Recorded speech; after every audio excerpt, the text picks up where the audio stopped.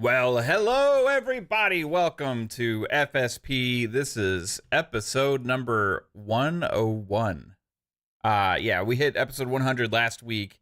Thanks to everybody who's been tuning in to all of our shows here on Fun Speculation, whether it be FSP or PM in the PM, Xbox Ultimate, a random stream. Like last night, we were streaming some Payday 3, which was pretty fun, actually. Gotta say, it actually exceeded my expectations on that game. I know it's been out for a while, but they had a lot of issues at launch, and we decided to finally give it a try. And yeah, we had some fun last night. So, but appreciate everybody here. And if you do like the content, make sure you hit the like button, share it out, notification bell, sub, all that kind of cool stuff. Greatly helps us grow, helps people find the channel and everything we got going on here. We have a smaller panel, at least for now. I don't know if anybody else can end up rolling through, but we got the one and only Fuzzy Belvedere here hanging out as always. What's up, Fuzz? Hey, what's up? Hello, everyone. Glad to be here. Man, just Twitter's been pretty enjoyable these past few days. Not just gaming stuff, but rap stuff. Just man, it's a fun time to be on social media. Yeah, it's You know, pretty crazy last week. You know, there's a lot of conversations yeah, that have been dominating, obviously, the yeah, conversations, um, yeah. especially But the rap and the hip hop world. You know, oh yeah. But for those that have been under a rock, yeah, I think somebody gave their defeated lines yesterday, but yeah, we'll see if there's any more responses. But apparently, there's that new secret showcase showing up again. Man, I don't know. oh Maybe really? next week. Where did you see this? Was this another rumor? Um, it was an article. Somebody wrote an article, and you know, whenever you see like the hip hop battle that's going on wrapped into it, like, oh well, Kendrick Lamar won't release another track because he has an arrangement with Sony and the PlayStation showcase and like music, video games, two different things. Sony's going to make money if he releases a track today, tomorrow, or the next day. Yeah, I don't think they're worried about him releasing a track against like before the showcase. So, nice try. But hey, they got the SEO for people to read it. So, yeah. but outside of that, Xbox showcase coming up. You know, you got Helldivers. Oh boy, Helldivers is on the mind, but we're gonna definitely get into that. But you also got Hellblade right around the corner too, and you know some cool games coming out this week as well. But man, let's do this. Got some Yeah. interesting stuff to talk about Helldivers today too. Yeah, Helldivers, man. It was the PC community won. I'm not gonna say the PlayStation community or the entire Helldivers community, because there was a lot, and even I heard on a lot of podcasts people making excuses for PlayStation on this and saying how ridiculous it is for anybody to be upset that you have to make an account in a game because you have to do it in all these other games and stuff, which is Mhm. partly true, but it doesn't really spell the whole story. Yeah. If you just focus on that aspect, yeah, it was never a problem. Like there was never a big backlash about that leading up to the game's launch, as people knew you were going to have to, as they had explained you were going to have to. Mhm. But the main issue for me was how they handled it at launch and then after launch for so long. Then all of a sudden, hey, never mind. We're gonna reverse this, and all of a sudden screw over people in 177 different countries. That Mhm. is where the problem lies. If you and I'm trying to explain this to people, that because I've seen a lot of this. Like last night we streamed Payday 3. I had to make an account, right? Mhm. It's annoying. I don't like having to do it. I wish you wouldn't have to do this in any game.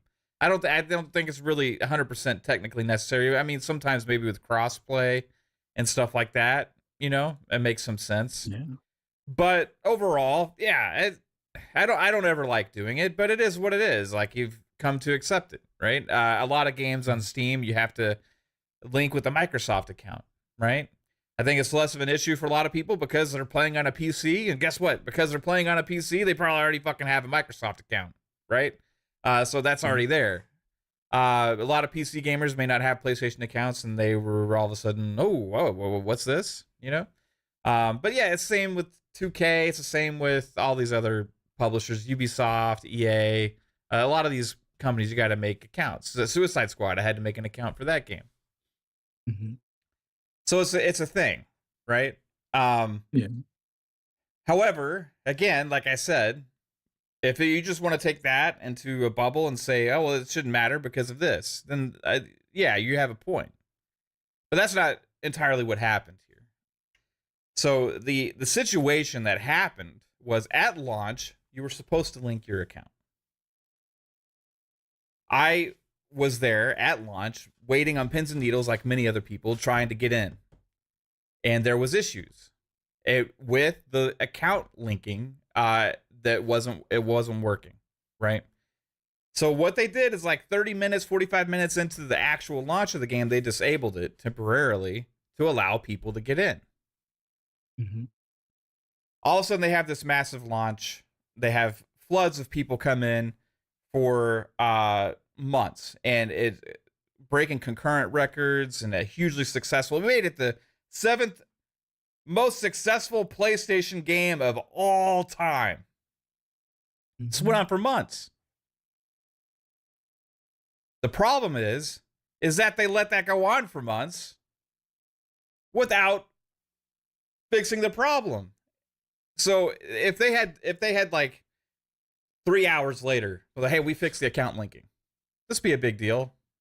Not really. Maybe to a few people. If they had fixed it even a week later, oh yeah, oh well, okay, this was supposed to be there at launch, they fixed it. No, but making it one of the most successful PlayStation games of all time, selling it in 177 countries where they don't have PlayStation accounts, to all of a sudden now saying all you people that bought the game, that have been playing it for months, can't play it anymore. You're going to have to go get a refund because it's impossible in your country to play this game that you bought. Now, put yourself in that situation. If you just happen to go on the Steam store, you hear everybody talking about this Helldivers game, you go and you buy it, it's there.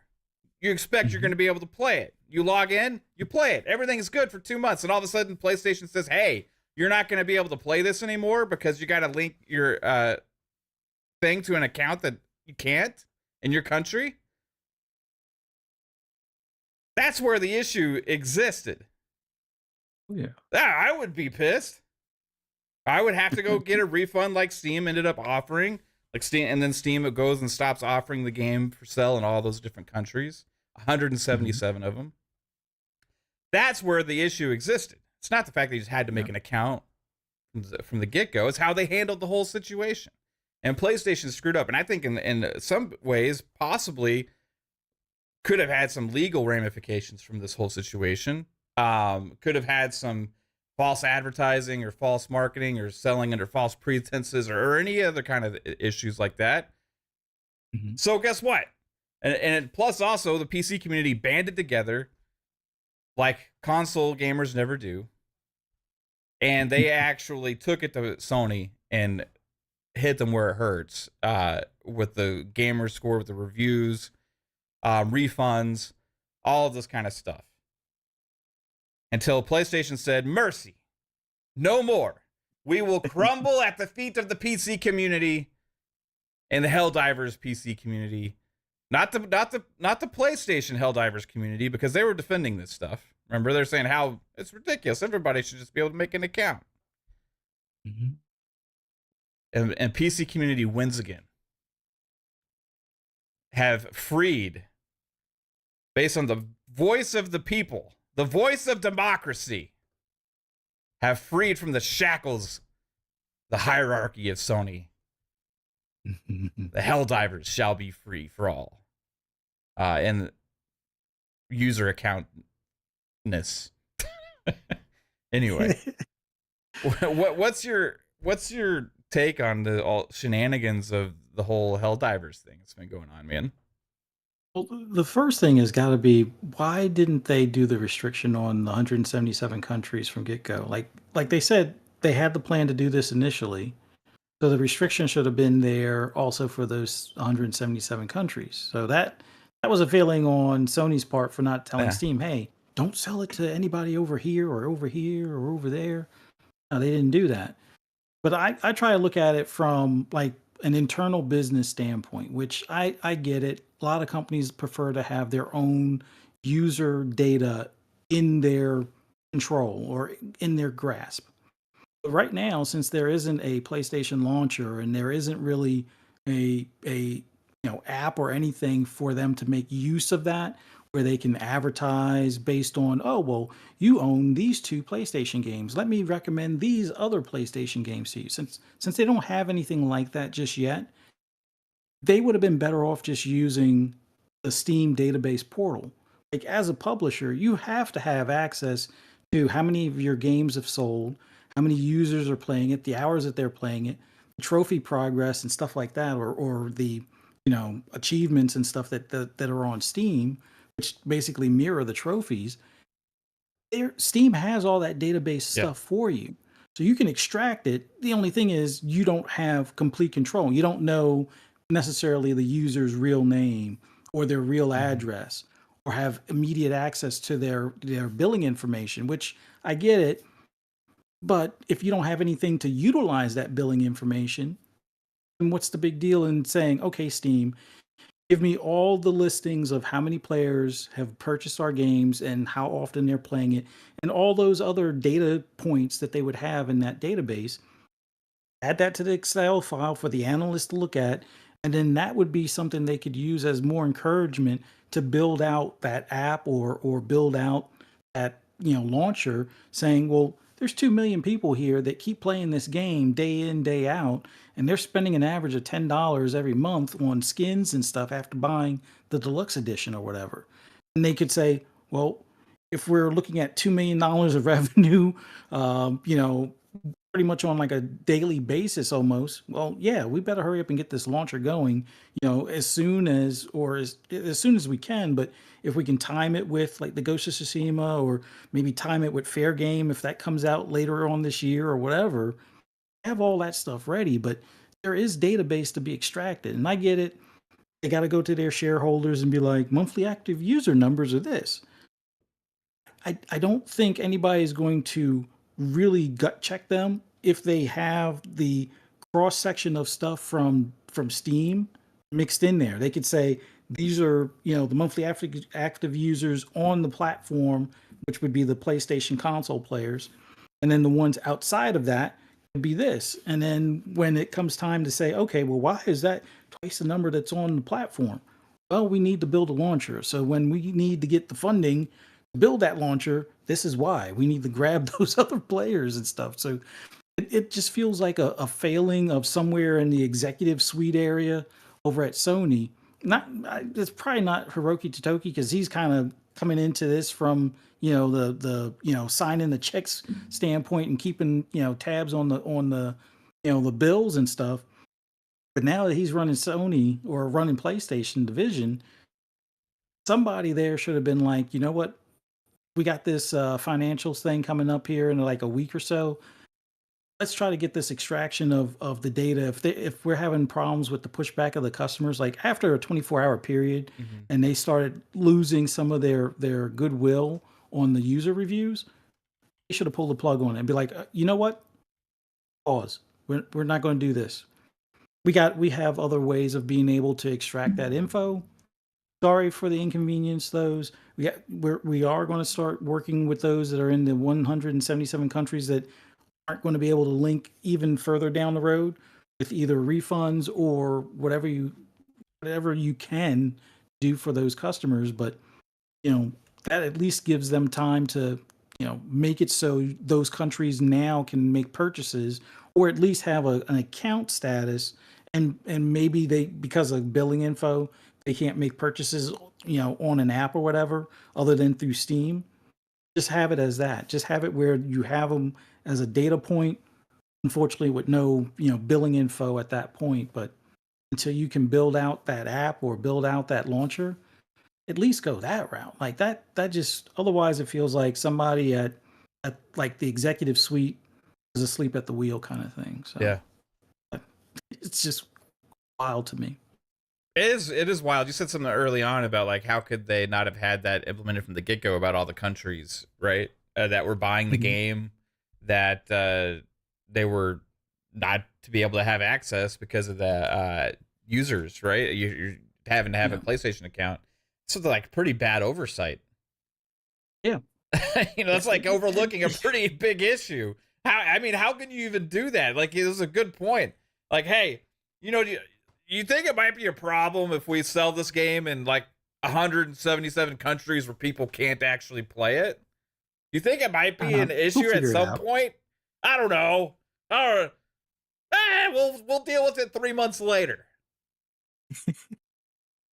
Yeah. Yeah. I mean, props to Steam, right? Mhm. Like, for going and offering refunds on people that have had like a couple hundred hours of gameplay, because of the backlash. Even people that weren't directly affected, just because of Yeah. this whole situation, they were like, if you want a refund, come get it. And like Gabe's like giving cash out like candy, like, oh, Mhm. it's the Sony's fuck up, we're paying for it now, but ultimately But it goes they'll to get it affect out of Sony. Sony one Yeah, way they or will. another. For sure. Absolutely. And you talk about the flip now on it. I mean, what the flip is about money too, right? Mhm. The original decision is about money. This is also about money. They got to look at the situation, and they're going to do what's best for their franchise or their shareholders, and their own executive selves at the end of the day, when they're looking at this and be like, yeah, I guess we really fumbled this one. We gotta figure out how to handle the situation. Let's get some ideas. How do we handle this? And then some guy's like, how about you just don't do it? And they're like, good idea. We'll just go with that one. Great idea. We'll just do that. Okay, we'll just reverse the idea. Thanks. You get a raise. Um, I It just fucking baffles me how these companies can do this shit sometimes. And maybe this Yeah. is Sony learning the PC space, right? Because is this the first day and date PC game they've had? I believe so, yeah.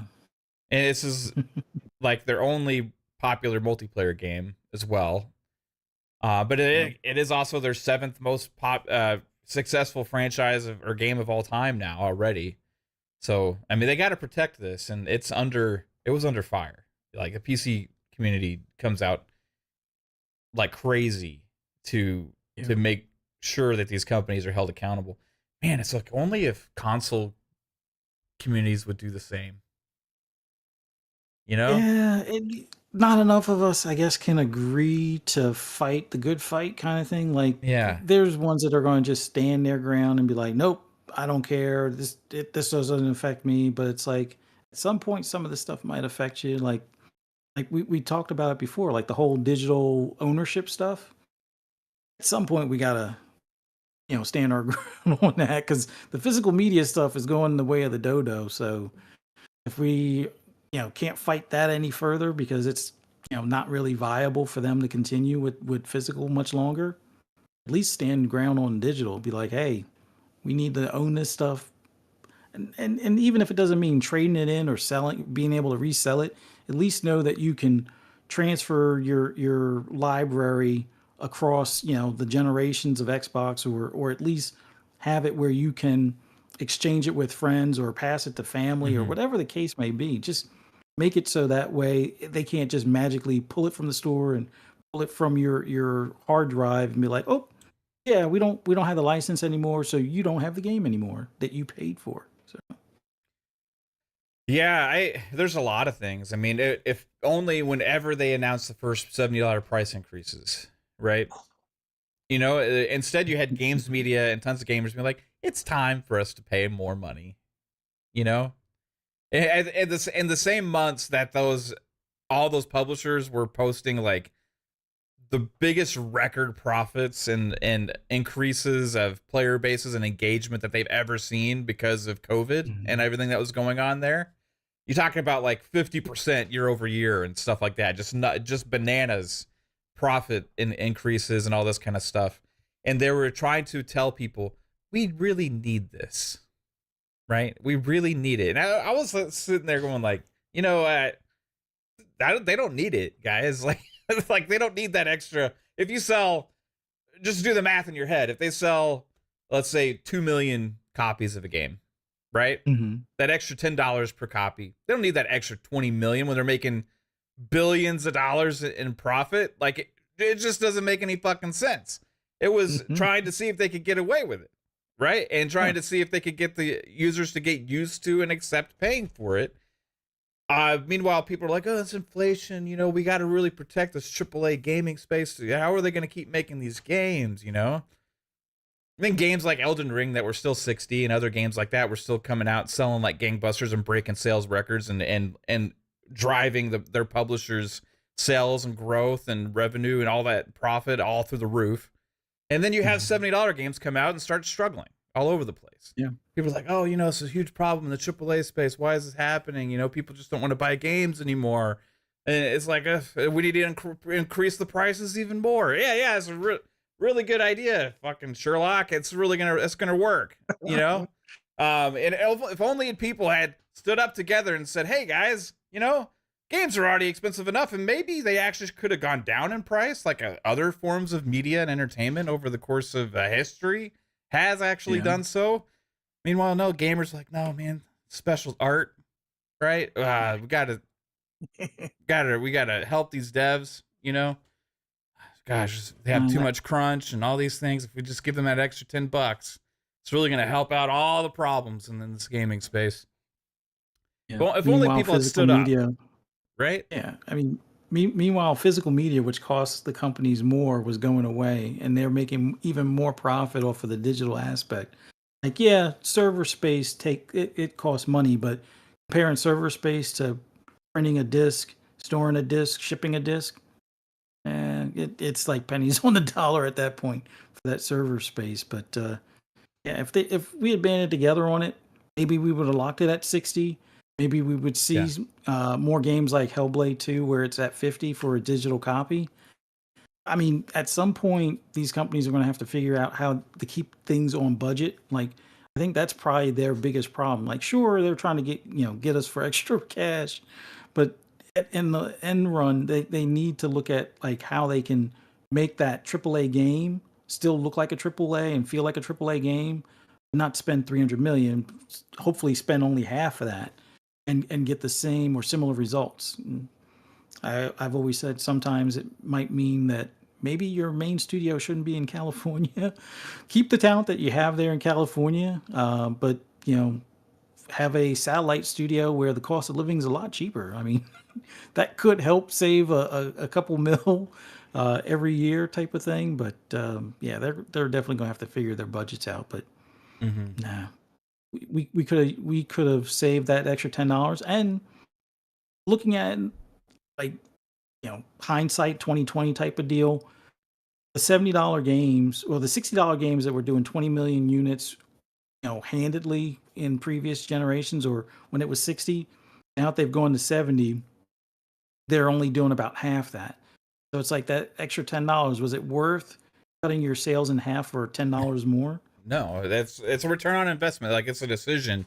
So I was trying to explain early on when this was like, it does not necessarily just mean you make more money, Yeah. right? Whenever you're pricing like a good, especially like a digital good, where there's not the same kind of level of production that goes into creating physical items for sale, right? You're Mhm. pricing things based on how much return you're going to get on your investment of the creating the product in the first place, and then what's going to earn the most money. So there's like okay, lower price, you may get more sales, but you're making less money per item. Higher price, you make a little bit more, but maybe you lose a little bit in sales. And it's like a scale. Which one gives you the most return? Well, it's seeming to turn out that, the little bit lower price has kind of been winning over in that regard this generation. And the whole necessity of price increases was all just an illusion after all, right? It was Mhm. just a hoping that the scales don't tip that much in the other way. And you know what they did. And a lot of it maybe because of the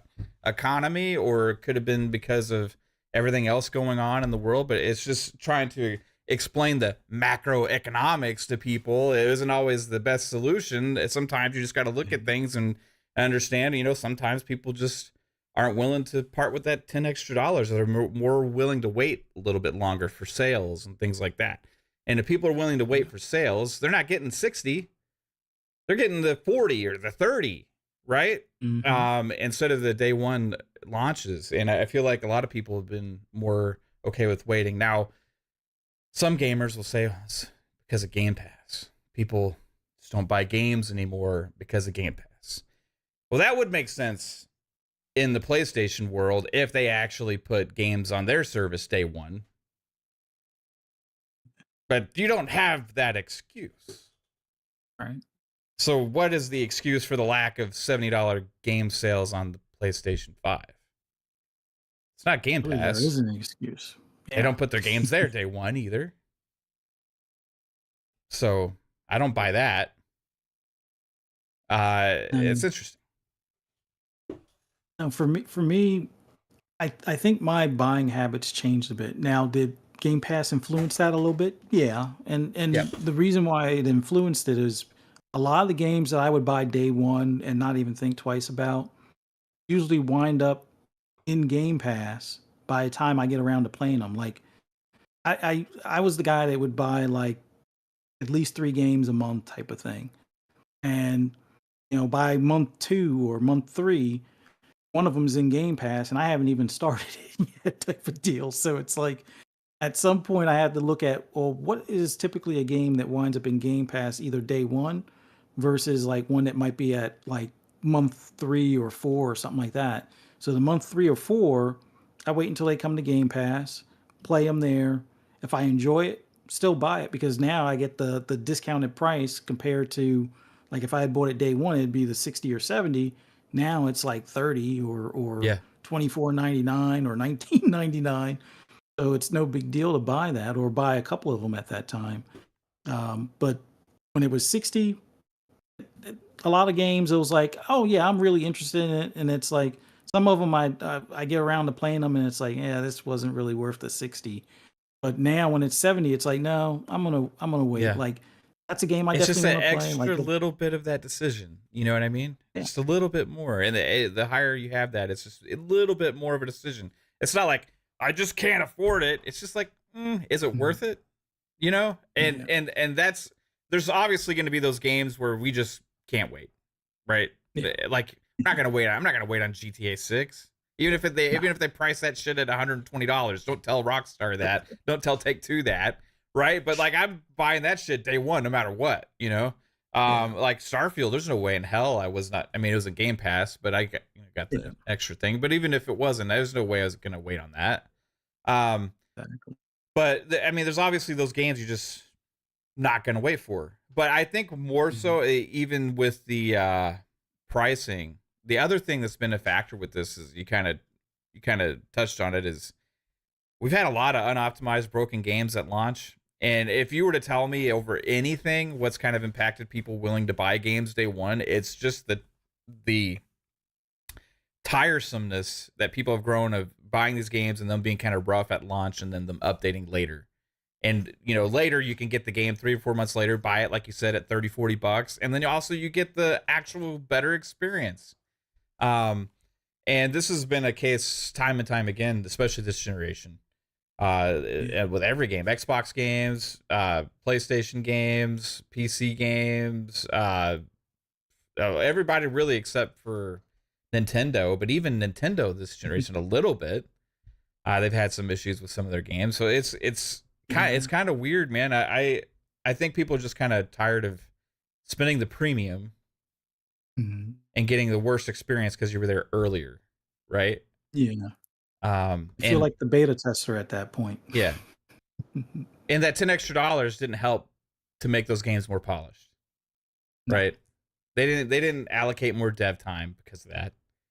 They just, nor did they keep the microtransactions out of it either. It's like, right. Oh, well, maybe they'll stop doing no, they're still doing the microtransactions on top of the $10 that they added. So it's just, the point is, like, when these things happen, or when these bad things happen, or and people start advocating for the corporations, it's kind of like, if we think from a consumer perspective on what's all best for us and kind of band together like the PC community does, maybe things could get better at times, It happens sometimes, but usually it's led by the PC community even on these other games. Like it's a multi-plat game, usually it's the PC community that will drive that negativity more so that helps create change. And sometimes I'll battle Yeah. against it because I think it's unwarranted. Sometimes there's unwarranted stuff because it can be a little over the top, right? But Hmm. in general, like that mentality is seemingly created the most accessible for price for consumers, most options for consumers to play the games, all these different factors, because they're held more accountable in the PC space than in console space. And in the console space, we have people make excuses like, "Oh, we should just be lucky to have these games," right? Don't ask for more. Don't ask for Don't better. complain. Right. It's pretty Nah, crazy. yeah, I think the big thing now when it comes to like the whole PC crowd, like you said, the more options is the big thing, and having some of those options come over to console would be nice. And I think once people got to experience that more often, it would probably become a norm. It's almost like before quick resume was a thing, we never thought of anything along those lines would ever happen. Now you have it. It's like, do you ever want to get rid of it? Like that right now for me, that's the biggest thing missing from PC. And I know Microsoft is trying to work for that or work on that for Windows 12 and maybe even backtrack it to or adapt it to Windows 11 at some point. But I don't know. Like I really wish that, whether it's the pricing matter or I mean, we've stood up a little bit for the DVR, but they keep on talking about, well, the data shows this. Well, nobody's using the DVR because it's broken, and they won't fix it because nobody's using it. So it's like, well, if you fix it, people will use it. Yeah. If you don't fix it, people aren't going to use it. So sometimes I think not that we shoot ourselves in our own feet type of thing, but yeah, we got to start being more like the PC crowd to some extent as far as the way we go about the demands. And the main thing it seems like it's they use reviews to their advantage and Yeah. they, they leverage their wallets. That's the biggest thing. And we it's hard to I guess say in unison console players should do that, but it almost seems like there's a unified code with PC. Maybe it's Reddit. Maybe console needs something along the lines of Reddit, but then you'd have to get even the casuals on there as well. But yeah, we got to leverage our wallets and hold their feet to the fire on stuff and I'll, make I'll, sure the reviews I'll tell you what the issue accordingly. is. In the PC community, there's no like store wars, right? Or like, Mm, there's no like, oh, this is better than that, like with your options on where to play the games, because it's like on a fucking PC, right? People don't care what kind of PC. I mean, you may have your enthusiasts that are gonna like kind of like, oh, Nvidia's better than AMD or whatever, but they're not like gonna go downvote a fucking game because like it's marketing is with Nvidia. You know what I mean? Like mhm. as opposed to AMD or like that they have like a Steam early access. You're not gonna have an Epic Game Store trolls be like, oh, let's go downvote the game on Steam because they have fucking early access or some bullshit like that. You know what I mean? But like it's with the console diehards and enthusiasts, right? It's become it was always been this like console war thing to where we're always going to defend everything our platform does, and we're going to try and downplay and shit talk and troll and give negative reviews on everything the other platform does, right? So that's where all the focus is. The gamers do speak, Mhm. they just speak about shit they don't actually care about, and they go and they actually speak about the other platform, and they actually go and downvote and try and troll and sabotage something else from success other than focusing on their own thing, right? Mhm. And if generally if console gamers and just started focusing on what they actually care about and talking about what they want out of their favorite platforms more, um then maybe that would help. And I think some people get mistaken sometimes when you have negative criticism or a lot of negative criticism over a certain platform that they think you're just pro this and anti that. Yeah. For us, a lot of us, like at least on Fun Speculation, I can speak for. uh, have all been heavy PlayStation gamers at one point or another. Mhm. Um, I know I own a PlayStation. Psycho has a PlayStation. 3-Bit has a PlayStation. Uh, you have a PlayStation. Yep. I think Pong may be the only one that right now that doesn't have a PlayStation, and we all play some on it. But like a lot of the Mhm. voices that when we talk about shit that we want and that we have issues with is because we actually want that for the PlayStation brand and to be better, right? Yeah. And we're Like speaking battery life on try controllers. as consumers, right? Yeah. Whereas I've been more pro Xbox on a lot of things because the value towards consumers has been a lot more positive this generation. But when we give criticism, even from the Xbox community, we get kickback.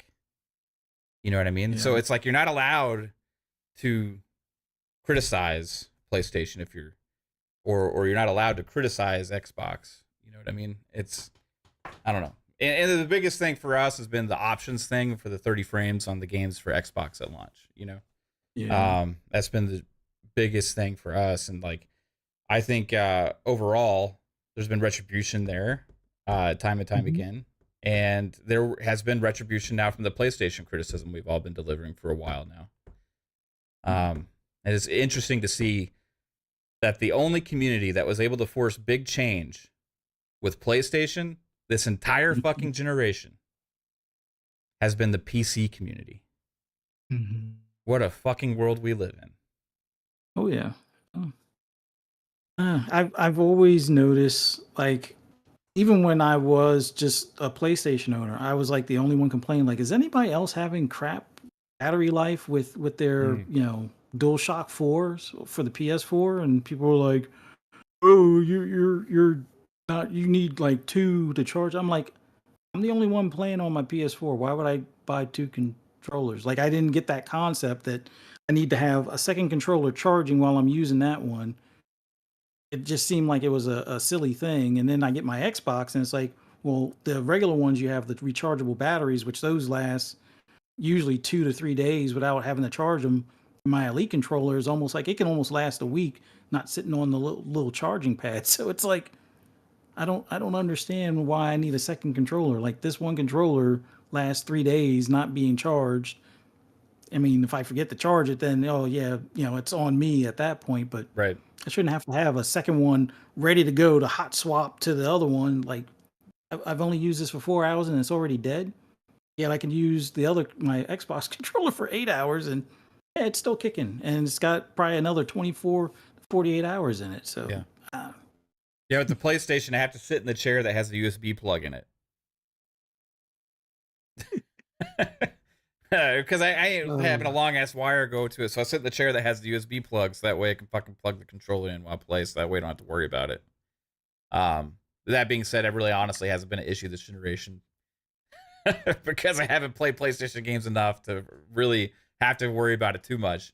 yeah, But yeah, Gran Turismo is really the only thing I've played a lot of this gen yeah. on the PlayStation 5. I played a good amount of Final Fantasy 16. I played a good amount of Ogre Tactics. Hmm. And uh, fuck, that's about it. Yeah, multiplats I've been playing on Xbox, and Hmm. the exclusive games I just don't have a lot of interest in some of the other ones that they've had over there, and Yeah, it's just personal taste. Nothing against a lot of those games. It's just um, I like Uncharted. I like yeah. um, Infamous. You know, Hmm. I I need to bring those back. yeah, Ghost of Tsushima. I'm waiting for the next one of that. You know, like I'm just not a big fan of God of War or Horizon. And more so than anything, that's what we've been getting is those games. So Death Stranding is okay. I Remasters. like it, but yeah. And it's the Uh, roadmap from so like non-existent right now. You know, I don't know, man. Yeah, like I don't get why there isn't that pushback from the console players on that side. Like, I get it. Sony's put in the work all these years, so they're given this grace period, but it almost feels like that grace period has an expiration date. That was like end of last year. Yeah, Sure, you got the third party deals, but like while Ghost of Tsushima is coming out, there should be a hint of Ghost of Tsushima 2 in the tuck for, within the next year or two or something along those lines. Like, have the roadmap for that. Like, what is Yeah. Ben Studios working on? Like, you already, kicked them over to being like a support studio for a bit, and there was no chance that they were getting a Days Gone 2. So what are they working on? And why is it like such a secret? Like, okay, how far along is it? It's been like 5 years now, I think, at this point. So there should be something to show. We'll find out at the secret and showcase, Buzz. When was the rumor that it was going to be? Is it supposedly next week, and that's why Kendrick Lamar hasn't released another track. So, wait, hold on. Okay, sorry. I missed that when you were talking about it earlier. We were talking. So there's a rumor that there's a secret PlayStation showcase next week, and that Kendrick Lamar is not dropping his next track because of this. Yeah. I got to see who did that article. Is that real? Is that a real like actual thought that somebody had? It is. Let me see what news site it was. Hold on one sec. This is what I saw. It has to be The Onion. No, it wasn't The Onion. It might as well have been, but it wasn't The Onion. When I saw it, that's too funny. it's Game Rant. Oh, it is Game Rant, and it's the official Game Rant. Let me see if I can.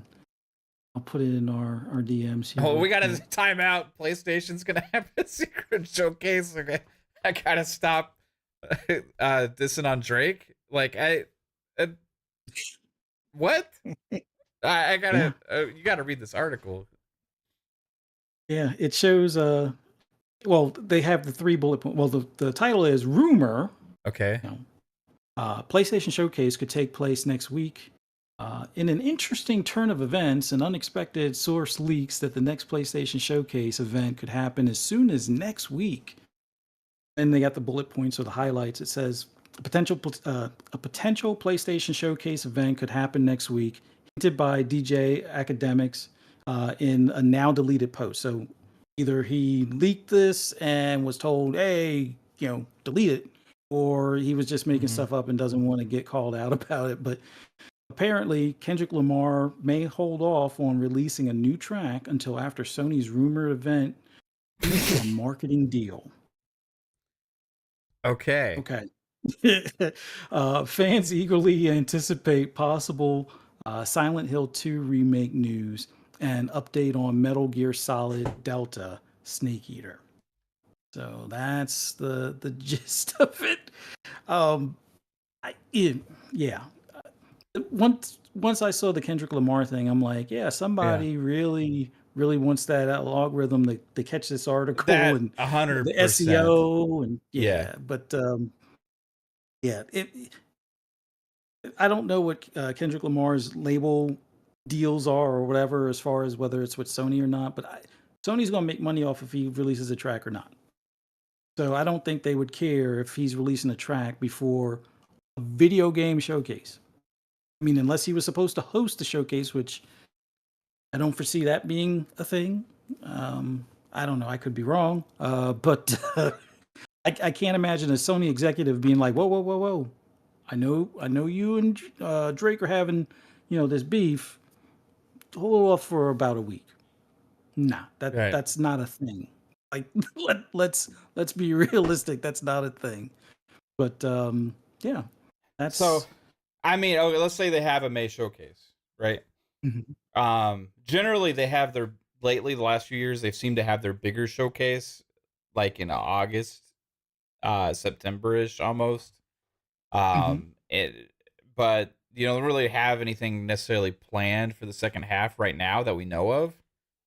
So maybe a May showcase could work or make sense, but would that be when they announce the PS5 Pro? Because it was rumored to be coming out this fall. And that'd be, I don't know how early they usually do it, but for like a Pro console, I would think you wouldn't want to do it until maybe like a month or 2 or 3 months at the most before you actually launch. because you don't want to cannibalize the sales of the product you still have sitting on shelves, right? Yeah.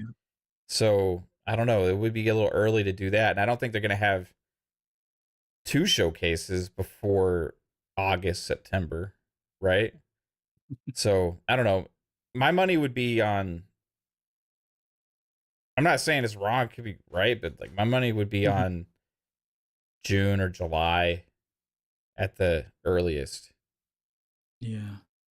I mean, I kind of wonder, like, I could see a state of play, but the only game that comes to mind that they would be doing a state of play for, nobody has come forward with marketing rights Yeah, just yet.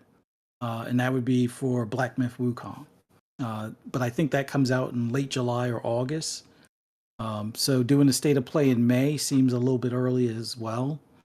I mean, it would make sense if you're trying to get ahead of the Xbox June showcase, but then it better be like a hopes and dreams type of showcase to kind of hopefully be the main focus in the news cycle up until the June showcase. Like if you're showing, like, let's say Cory Barlog actually has that, rumored space game, show that. Show, Ghost of Tsushima 2. Maybe, somehow Insomniac and some other team teamed up and, really pulled it together to get a resistance out there in time or something.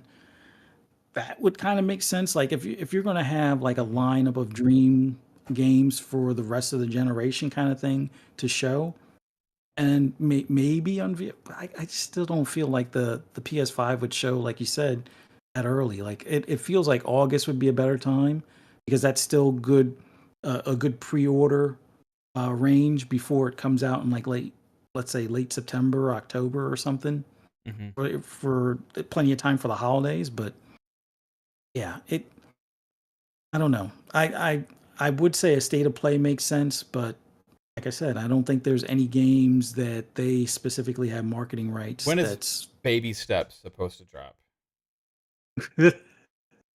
Oh, good question. I know it sounds like a joke, but they've been really pushing that game. Yeah, you know what the So funny thing is? I think that game will be a hit on PC, just like the that yeah, Up game or whatever. That's a streamer's game. I don't really see it hitting or landing on PS5 all that great. For streamers, and if they do day and date PC, yeah, that it game will get a lot of Twitch time. says a launch window of summer. Mm, So may sounds a little early for a state of play of it. yeah, I mean, maybe that would be. Would they do a whole fucking state of play for Baby Steps? I just, I I'm can't sure it's gonna be a imagine. fun game. It's just funny how they've like Yeah. started off some of their shows with it, you know. But we had Mhm. all the like, I remember like everybody's like, "Oh, this is gonna be the big Sony showcase. Like, this is gonna be the one where we're gonna get all of our hopes and dreams and stuff. Finally, at this show, they're gonna reveal their roadmap and stuff." And then like the first game we see was like the Baby Steps guy walking, and it was like, "Oh, okay." Face planting to the mud. Right. And it was like, maybe we'll have to wait on that showcase. And I think whatever one they reveal the PS5 Pro at is going to be that Mhm. show that we're going to get more of the big games and the roadmap and the exciting stuff that Yeah. they haven't really shown. Um, I thought it was going to be last year when we got some of those games, but instead they just showed some of the games of service games that they have coming. So Mhm. this year maybe we'll have that, but I just don't know when. I think maybe a little too soon for that. And I don't think I Yeah. wouldn't anticipate like two showcases. It may, like you said, it may another state of play, maybe, and then Mhm. a showcase, right? Yeah. There could be two more state of plays by the time this year's up, and then one showcase. Because the state of play sometimes are like they usually at the end of the year they'll do their makeup state of play where they have all the indie games and some of the third party games that nobody seemed to care about too much, and they throw them all into one state of play, right? Yeah. And then they'll Mhm. have their bigger show, and then they'll have like a um, one that's kind of like a medium show. If they and usually if they have a game launching, they'll do a state of play involving that. But Yeah. yeah, it's gonna be interesting. PS5 Pro, there was actually uh, a little bit of new information. supposedly from Insider Gaming. Did you see this, Fuzz? Yeah, I think so. Like I didn't read all the way through it because I'm already like, unless that thing is like $100 upgrade from my standard PS5 or $150 upgrade, I'm a pass. Yeah. So this is from Insider Gaming, from Mike Straw. It says, and as an official announcement appears to be getting closer, more PlayStation 5 Pro details are being leaked, this time surrounding the console's GPU. According to Digital Foundry, the PS5 Pro GPU will have a clock speed of 2.18 gigahertz with a boost speed up to 2.35 gigahertz.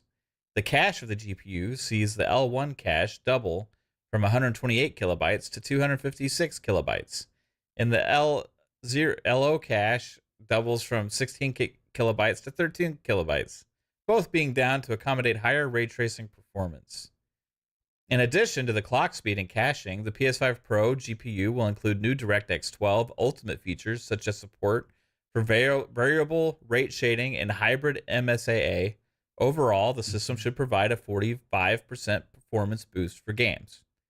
Aside from the GPU, we already know that the PS5 Pro will have 30 work group processors, 33.5 teraflops of performance power, 18,000 MTSs of memory, PSSR, which is PlayStation's spectral super resolution upscaling, anti-alias solution, and more. It's expected to launch later this year around holiday. I don't know. I want to see when it's revealed. I want to see the games play on it and what the performance numbers are for those games. And I want to be wowed. If they wow me and they talk about maybe like an amazing GT7 update for this for free, then I might consider it. Yeah, I don't know. I don't want to. Okay, would I pony up? Honestly, me like because I do like the game, $10. I'll bitch about it, right? But begrudgingly give them the money. Will I pony up $10? Is that where that phrase came from? Probably. But I think that makes too much sense, right? Pony up $10 to pay for that. I guess I would if it was amazing enough, you know. But I don't know. Kay Asante said he said pony up. Yeah, it makes. We got to use this. This has got to be a reoccurring thing. It makes too much fucking sense. But yeah, I want to see like a GT7 update on it. That might get me more than anything, and plus whatever else they have to show. Chris Jones, member for 18 months, says PS show announces its acquired fund speculation. Huh? Could they afford us? Buzz? How much would you require? Man, I don't know. It's hard to put a dollar figure on it, but I want all the insider information. That's invaluable, and all the secret showcase dates and timestamps and everything. And then I want airtime from Jim Ryan's old jet. So that's what I was gonna say. I want Jim Ryan's private plane.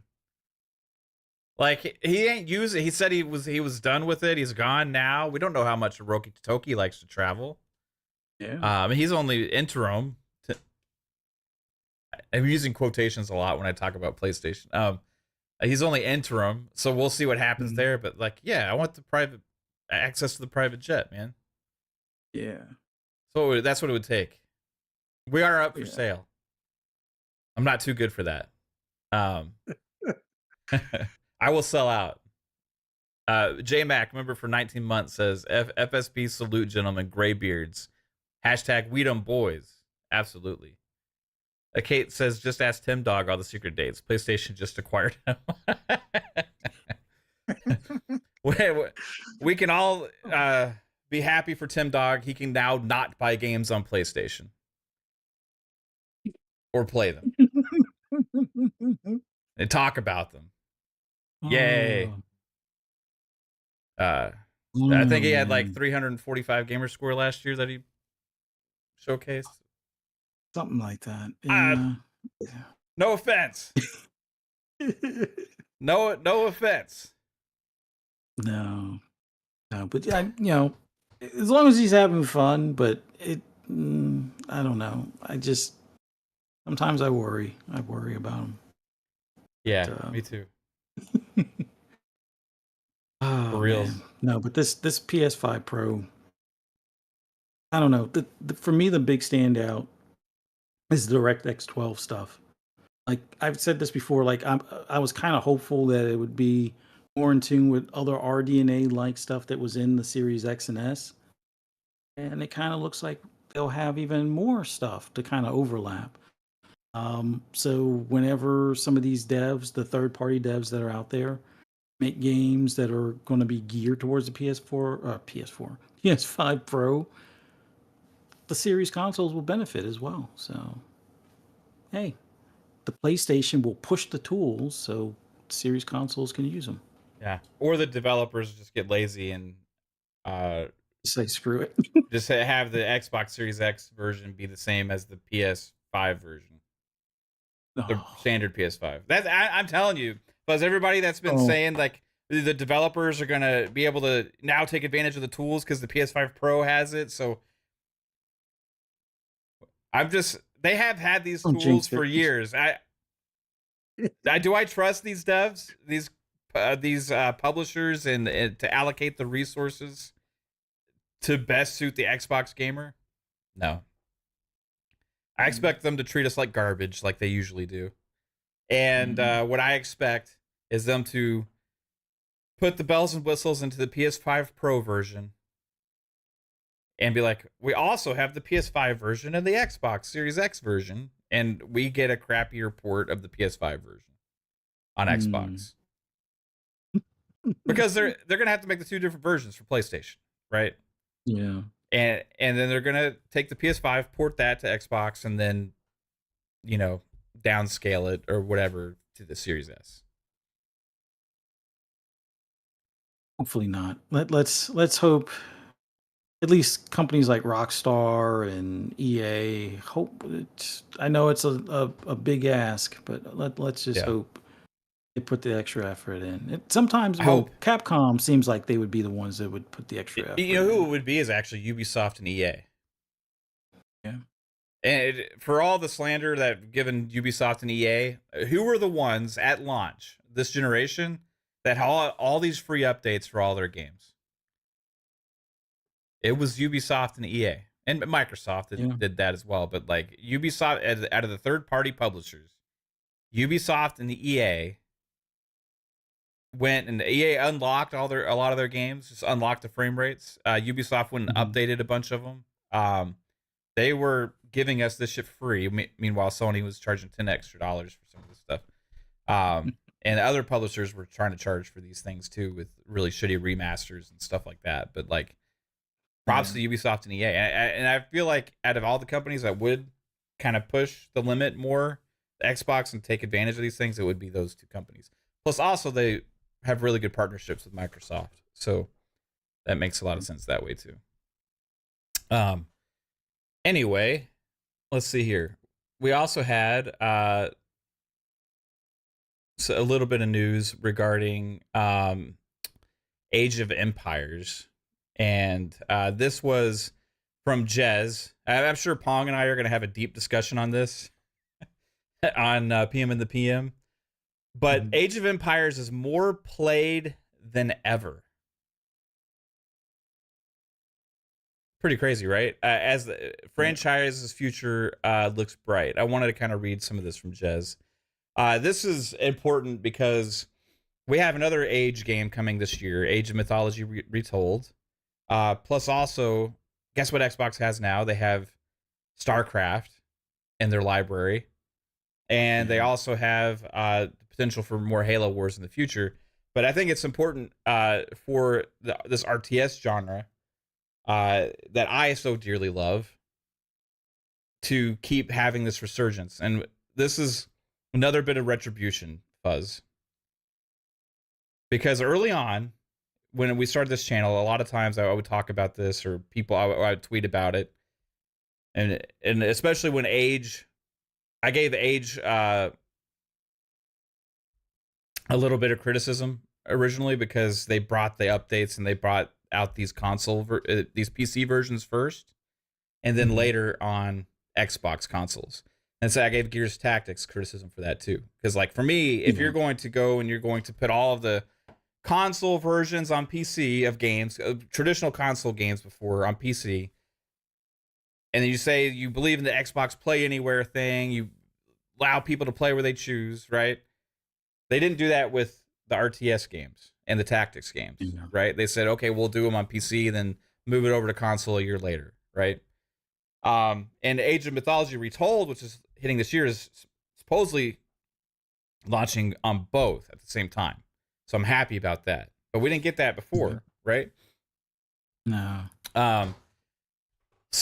But regardless, the new influx of players, the definitive editions, the Age of Empires 4, all these other things have caused this massive resurgence into Age of Empires.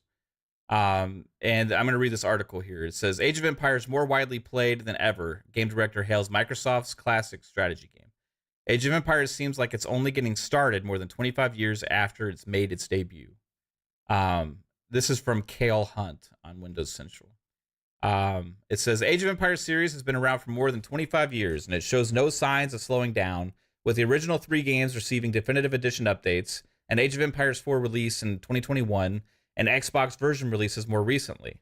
The legendary RTS series continues to reach new gamers even in 2024. World's Edge, an Xbox game studio and the team overseeing Age of Empires since 2019, has played a major role in revitalizing the legendary Microsoft franchise. It has worked with a bunch of other studios to bring us a remastered and new Age of Empires titles. And it's also working on another remaster called Age of Mythology Retold. Director of production at World's Edge, Ernest Yoon, recently spoke out on LinkedIn in response to Will McCahill's post about Red Bull tournament being hosted in an actual castle in Spain. Here's what Yoon had to say. I feel incredibly lucky that 25 plus years later, not only is Age of Empires more widely played than ever, but there's also a vibrant esports scene with grand tournament finals held in actual castles. It's truly remarkable. Thank you, Red Bull Gaming, and all the people involved in the creation and continued development of all aspects of Age of Empires.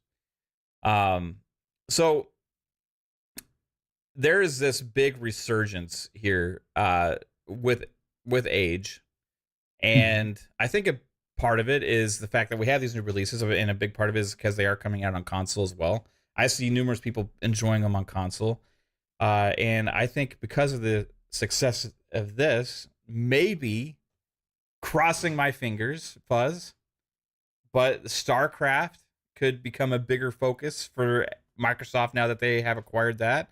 And then also, maybe Halo Wars could see something in the future as well. Do you think that there is enough there now? And we also have another RTS game, strategy game coming out with Aura this year. That's PC only at launch. But you think this is going to be an emphasis now? Like, we know that Phil loves RTS and he likes them on console too, but how long will we have to wait now for StarCraft? Like, do you think he went to them like the day after the acquisition, be like, you better start fucking working on this right now, guys? And Mike's like, hey, we can't. He's like, Mike, you're fired. Yeah, he probably told Mike, why'd you let the some of the original team members go and stuff like that? And yeah, he showed him the door shortly after with his response. But yeah, considering the popularity of these games now, especially with them coming to the console, it's got to be higher up the list. Like, it may have been somewhere like middle of the list as far as priorities over at like Blizzard and stuff like that, but now I think it's been bumped up a few more steps because they're seeing that console players like these games. I mean, I guess time from the 360 to now, they just didn't really bother other than with the Halo Wars games and things like that. And it just, outside of that, it didn't seem to, I guess, click with them. But yeah, they're definitely looking into it. I don't know if they're using in-house talent solely or if they're going to partner up with somebody like Relic or something like that, because I think Relic is now independent of Sega or something, if I'm not mistaken. They've helped with some of these games in the past, so I hope they do consider bringing that IP back, because one, it would be a big get for them as far as, you know, expansion into the East, and then on the flip side of things, it's an IP that they can expand on. So they get you hooked in with the RTS and then do kind of like the way Helldivers did. Mm-hmm. And then instead, well, not necessarily do the exact same thing, but do a third person perspective, like Space Ghost. Not, I was about to say Space Ghost, but like something along those lines as far as with that same, universe as far as that world and expand it into other spin-offs and things. And they, at some point, they got to visit Halo 3. Like, Yeah. Halo needs more spin-offs. I know they were talking about that whole overlap. They didn't want to saturate the Halo market and all, but they gotta stop worrying about that shit so much. there's 22 Mario games in like the past 10 years. Yeah. Like I think you got plenty of room to work with. And every Halo, single so. one of them is groundbreaking. Now I can be an elephant. Revolutionary. Changing the formula forever. It's amazing.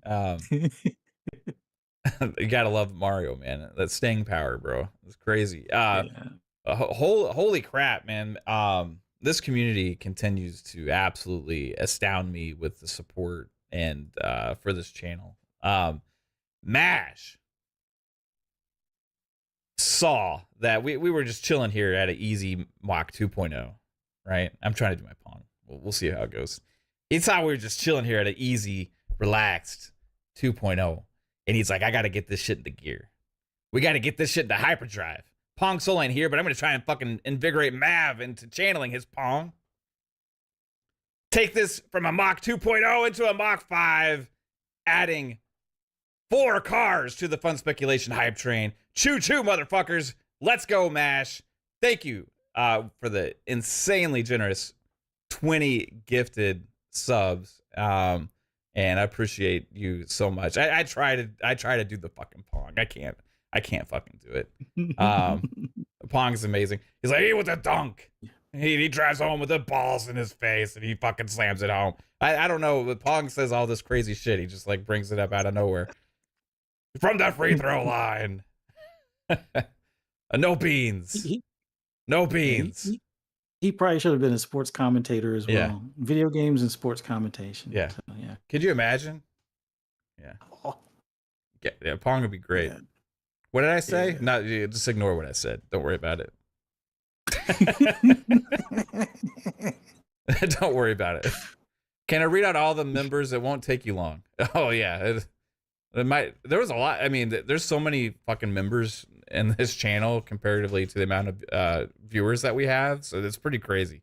But yeah, it would take a little long, I think, to read all the members out now. In fact, you guys have showed so much support for the channel, you have broken the ability for me to even have the scrolling thing on OBS. They used to have the scroll for the speculators on there, but it literally, like, there's too many channel members, so it won't process. It cuts it off in OBS, and then it gets like weird. What did Kate say? I'm doing okay. Thanks, hon. Appreciate it. Something about, yeah. Okay. All right.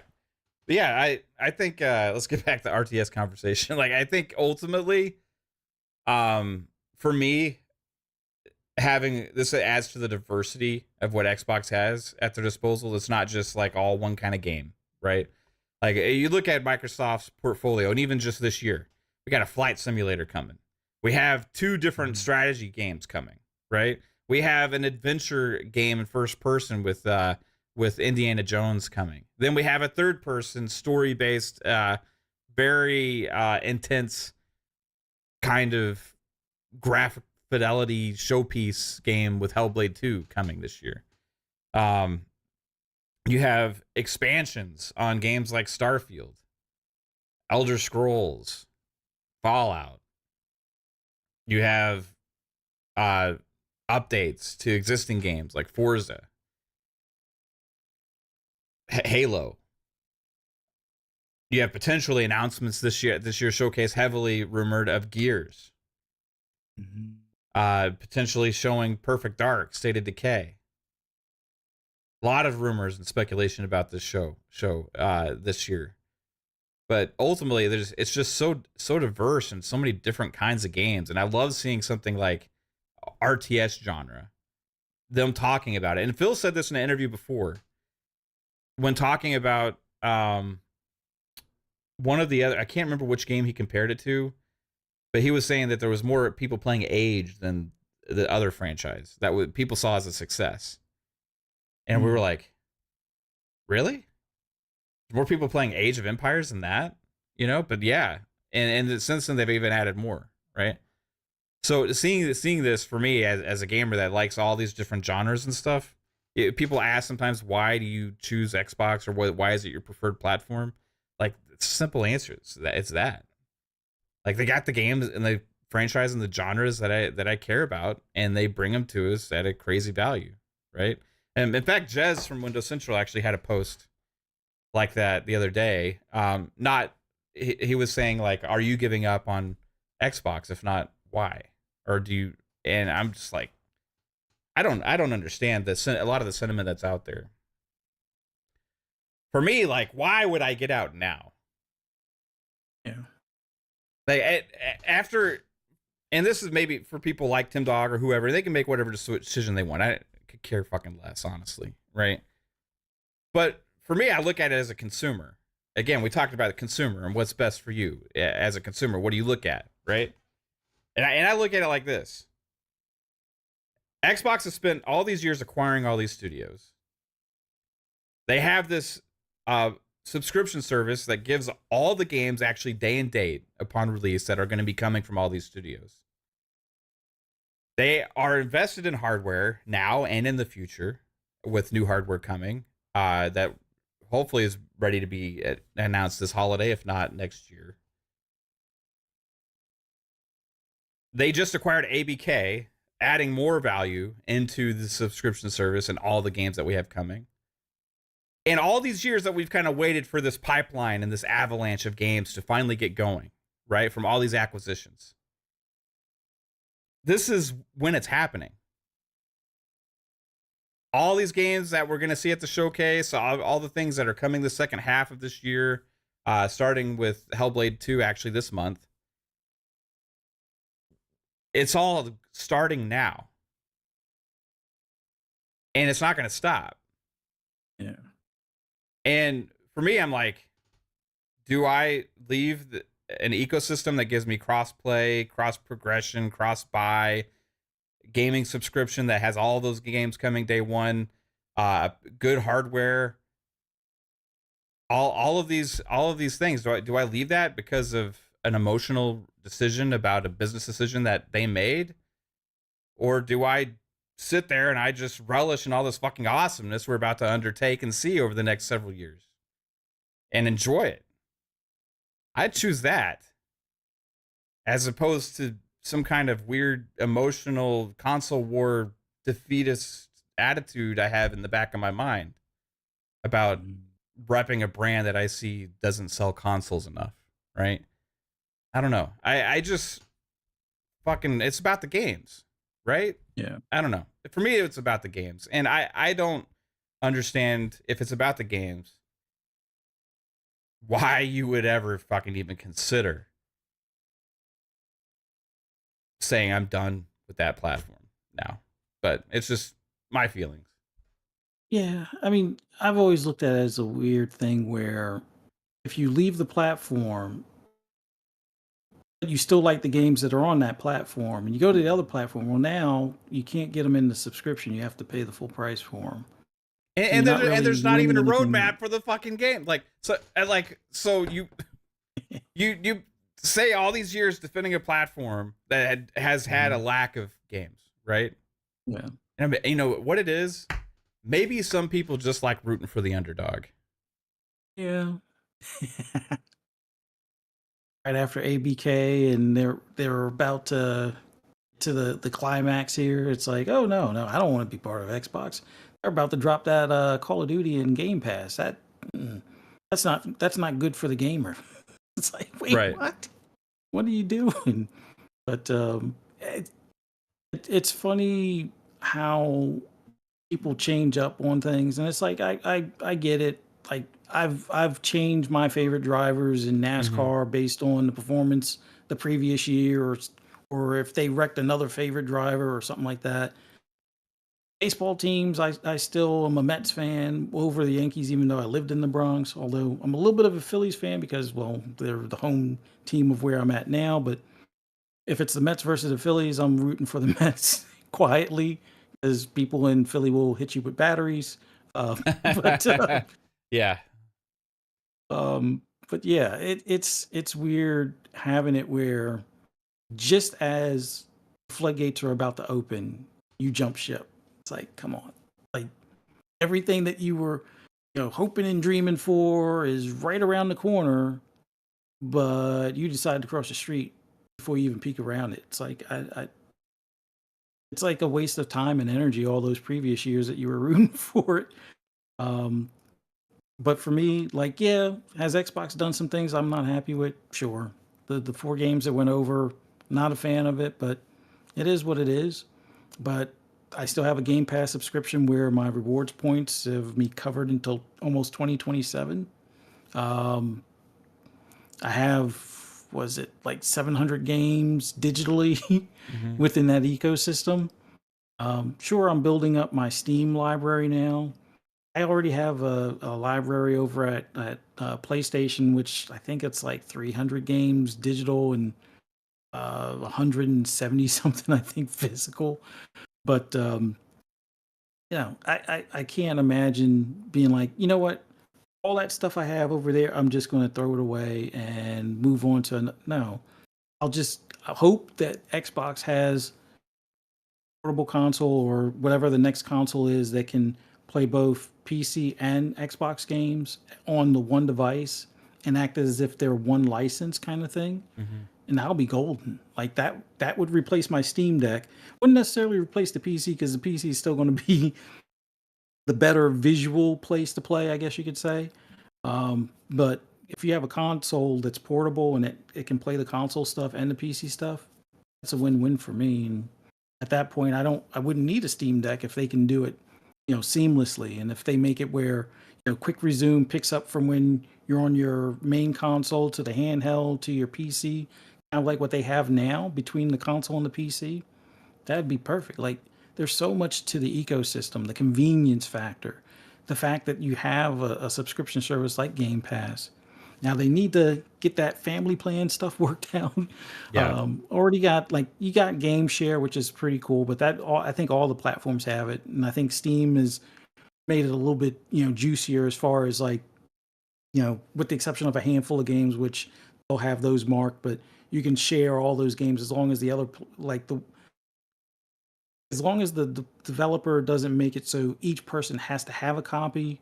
There are some games you can do at the same time, but there's a lot of them that you can't. So if you want to Right. play Helldivers, each person needs Helldivers. But if you all want to play Spider-Man, since it's not a multiplayer, each person can play Spider-Man on their own personal computer type of thing. So, but Xbox, I like the digital library, the game share, the Game Pass itself, dual entitlement. Like that's huge, and it really needs to be like Phil said. It really needs to be picked up by more platforms. That's all worthwhile to me. Plus the fact that their rewards program is actually a rewards program. Um, with Steam, the rewards over there, I can change my profile page. Yay! I don't care. Yeah. You can't really turn those into dollars towards games, but with Microsoft you can. And for you to turn any type of rewards from PlayStation into games, you almost have to spend it. It's more than $700 to get a $70 game for free. I think at worst with Microsoft, you spend maybe it's either I think it's something like you spend 700 and you will get the $70 game, or you can do a couple of like searches or a couple of quizzes or a puzzle and probably be able to have enough points to earn a game in like a month or in a month and a half, depending if you do it daily or a couple of days a week or something. So the rewards program is so much better than a lot of other platforms out there. So yeah, I'm not leaving it. Will I, gripe and mumble about it sometimes when they do stuff that I don't like? Yeah. Sure. That's also going to be the case with Steam, and that's still the case with PlayStation and their short battery life controllers and stuff. So Yeah, if some people don't want to see and them do like Steam on the Xbox consoles. For me, I'm like, fuck yeah, man. Like, I don't know. Maybe you don't like that either, but like I don't, if I have a console and I can decide whether I want to have Xbox or access my Steam library from the same device, I fucking, Mhm. for me it sounds like a dream. I don't know. I think they're not putting the parallels to other devices in their house. Like, imagine you buy a Yeah, Sony TV, but you can only put Netflix. You can't put Amazon on there. right. Can't put Disney on there. You can only put Netflix. Does that sound stupid? Yeah. So if you look at it from a console standpoint, if you could put Steam on there, I mean, you don't have to, but you Right. can. And if you have Steam games, you would have access to it. And there might be a game on Steam that isn't coming to console anytime soon. Like, look at Rest for the Wicked. Yes, I know it's in early access and it's going to need some work, but some people have FOMO on stuff like that. They see the game and they want to get in early because sometimes when you get in early, you help the developer mold the game based on your feedback. Like, when the game comes to console, you get what you get. You're lucky if they make any changes after that, other than like bug fixes, some Mhm. polishes, maybe some DLC they can sell you. If you get the early access version, yeah, you might have a crash here or there once or twice. But for the most part, if you're one of those, it's like I don't like the uh, like I guess the energy mechanic or whatever it is. Like, you swing the sword and it's like you use up half your Yeah. energy.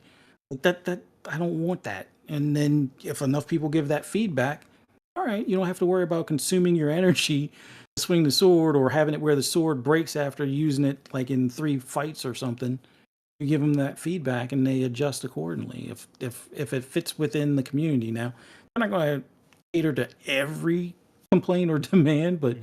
if enough of the community feels that, yeah, maybe that mechanic isn't the greatest, can you change it up a bit or make it a little like this? A lot of times the developers listen and it makes for a better game and a better experience from when you start in early access to when it gets to 1.0. That could sometimes be a year or 2 years. And if you're looking to wait for it on console, you might even forget about it by that point. So Yeah. I don't Uh, know.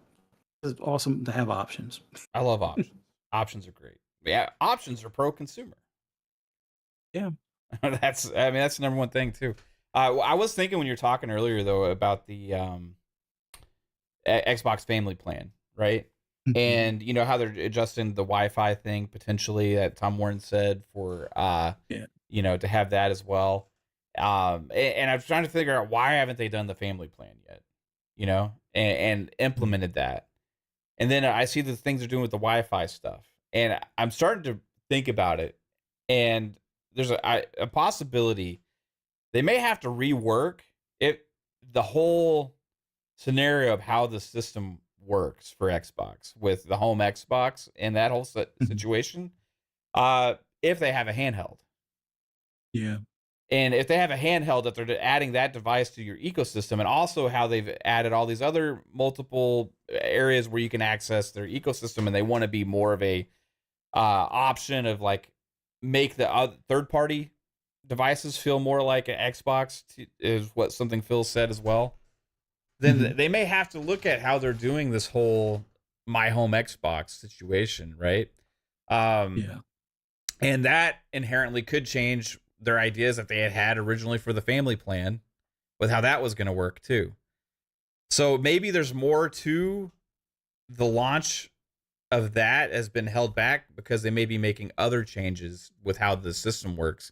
Because I was thinking about it, how it would work now with a handheld, right? Yeah. And in order to play your handheld offline, if it was working the same as the consoles, it would have to be set as your home Xbox, right? Yeah. But I don't want to have my handheld always set as my home Xbox if I have a Series X at home or whatever, Mhm. Um, Yeah. so I think, and I don't, and they only allow you to change it like a certain amount of times, right, per year. Yeah. So you Yeah. wouldn't You just can be only like, change it like twice, I think, yeah, or flip something like flopping that. back and forth or whatever. And like there'd be a lot of situations sometimes when you're in handheld gaming, you could lose internet.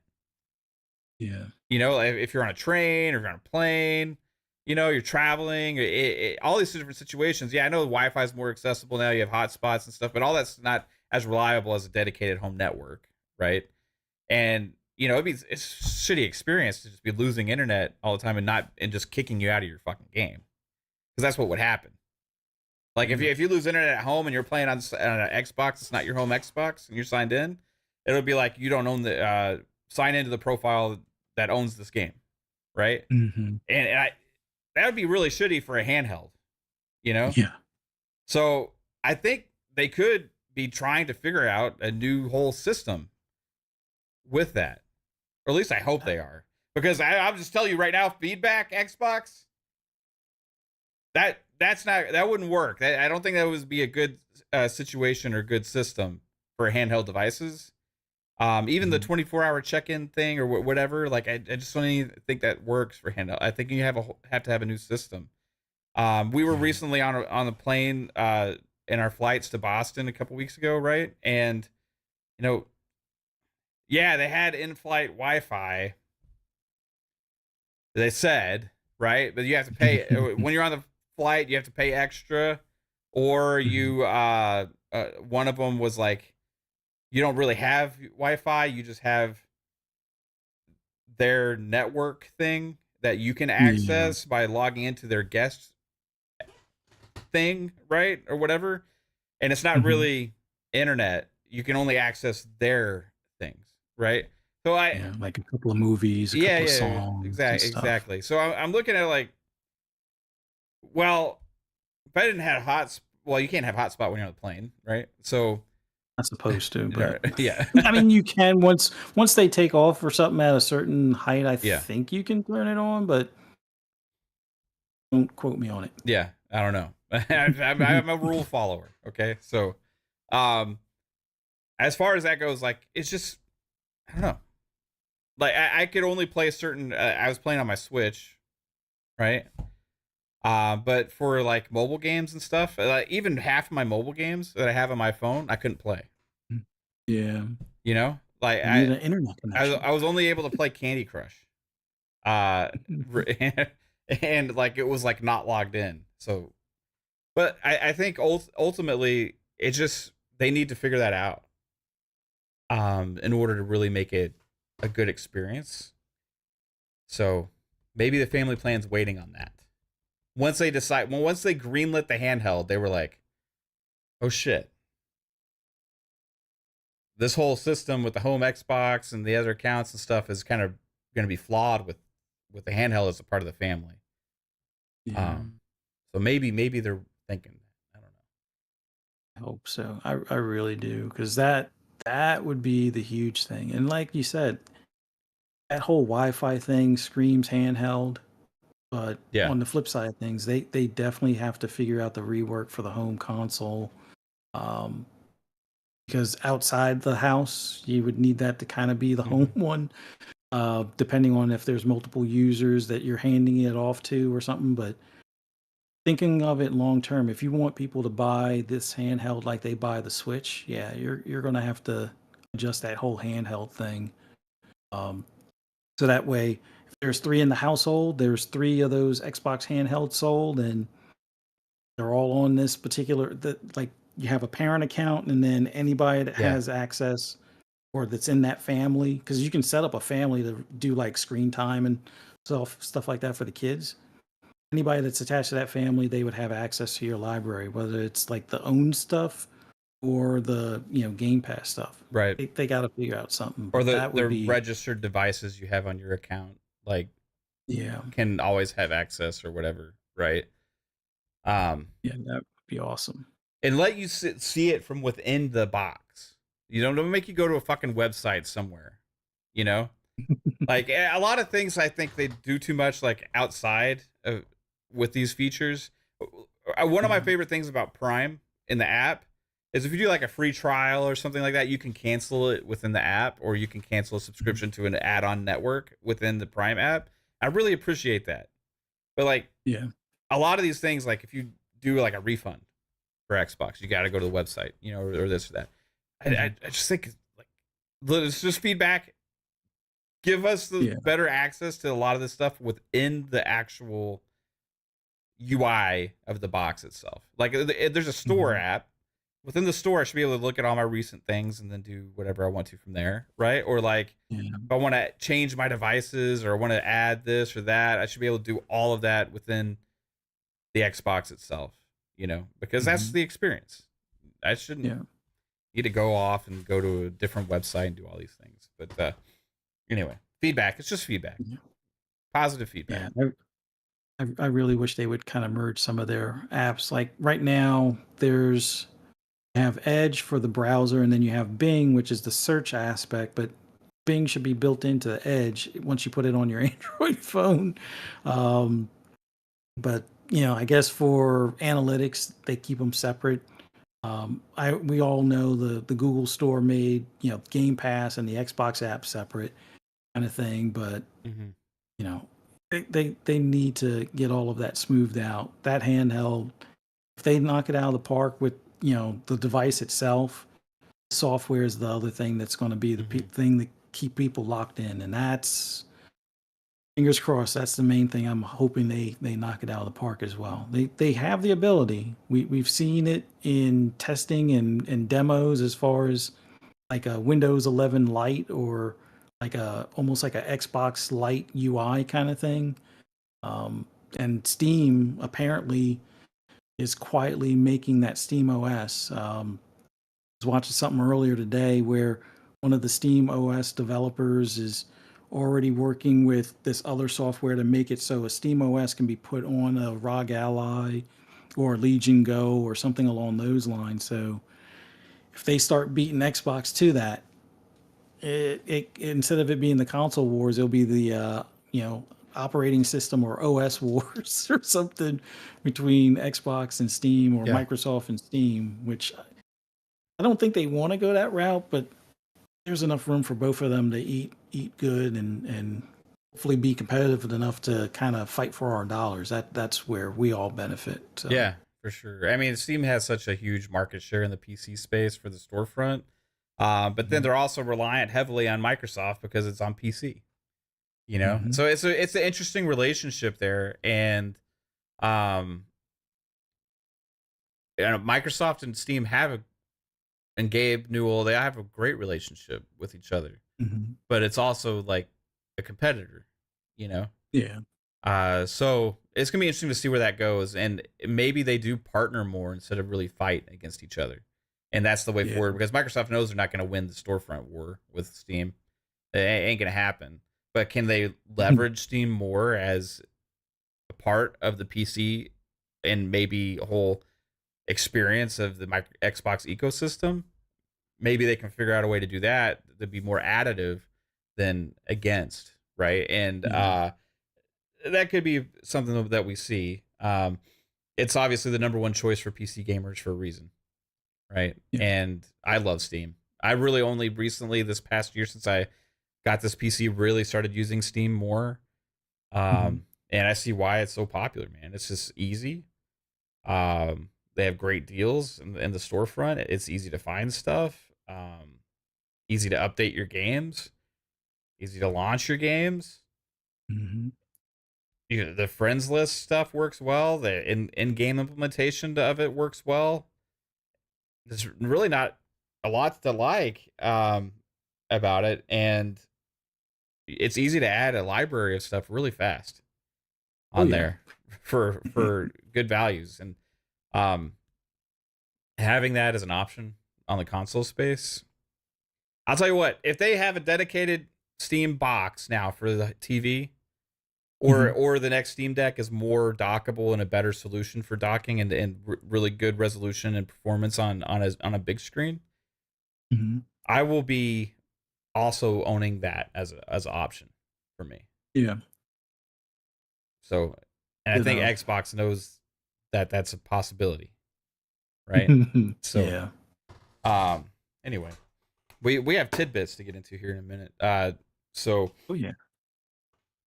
let's see, what is there any other little thing we can touch on? Where Um, Quakecon, oh yeah. yeah, Quakecon was announced for June 8th, or it's not June, August 8th to 11th. Last year it was more or less just the bring your own computer experience, and they didn't really have any other big show type thing part of it or reveals. They didn't talk much about anything other than the bring your own computer experience here at this QuakeCon yet either. But Yeah. this is its second year back since they've been gone for so long with COVID and everything. So it's August 8th to 11th.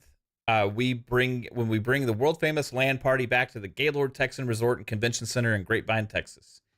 There is going to be man, it's so expensive to do the bring your own computer experience. Man, they elite $400 or something, or though that's for the top tier one. You can get a QuakeCon fan ticket for $15. It says participate in the tabletop rooms, tour the bring your own computer, sign up for a tournament, and get in on the fun over the weekend. So you can just go for $15 just to check it out, right? Yeah. Then they have a standard bring your own computer. 4 days of 24/7 event access, LAN seat, and 36 by 24 table space, exclusive BYOC t-shirt, one-time discount on fan tickets at the time of purchase, $75. It's not that bad for 4 days though. No. Yeah, that's pretty good. If you plan on staying at the Gaylord Texan, it's not the cheapest place. It is like a resort. It's very nice. But I do recommend going there, and they have an amazing buffet there too for breakfast. It says then there's a premium BYOC for $200. All the standard offerings plus express BYOC equipment check-in and a QuakeCon gift. Don't know what that is.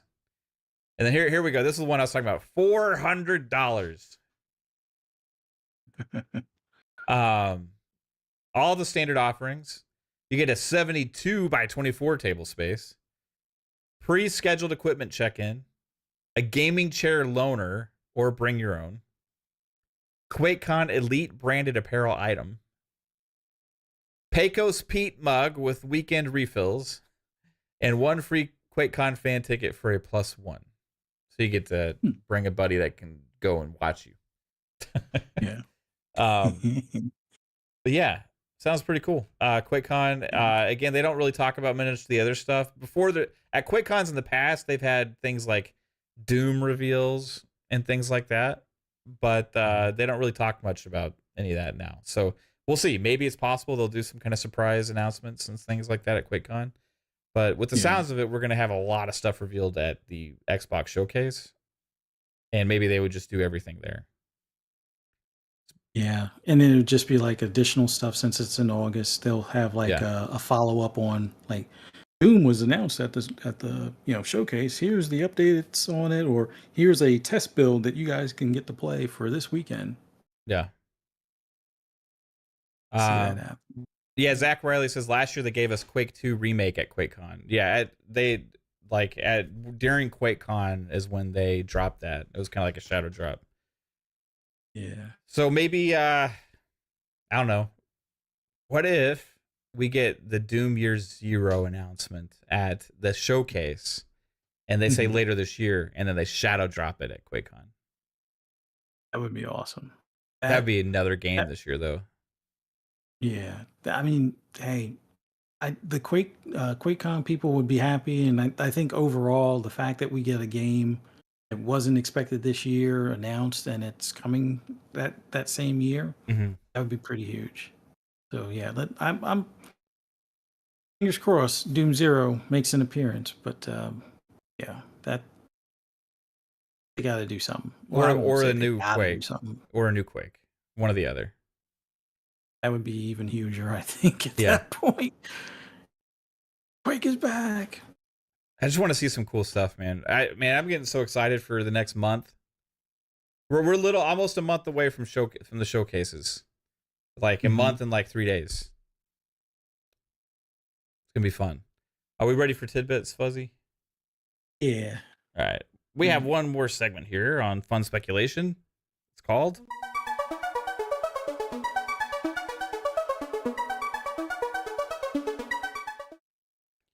This is Tidbits, the segment where we look ahead at the games coming out for the week. And this first one is, what is this? Prison Architect 2?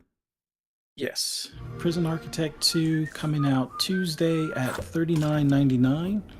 Going to be available on PS5, Series X and S, and it'll also be on PC.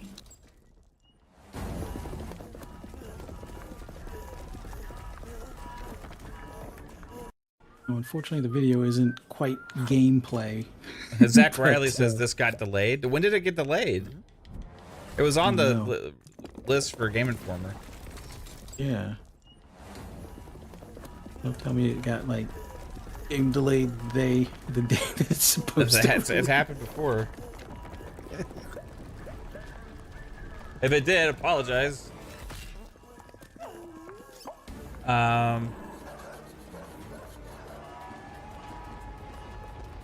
It's Wikipedia still says May 7th.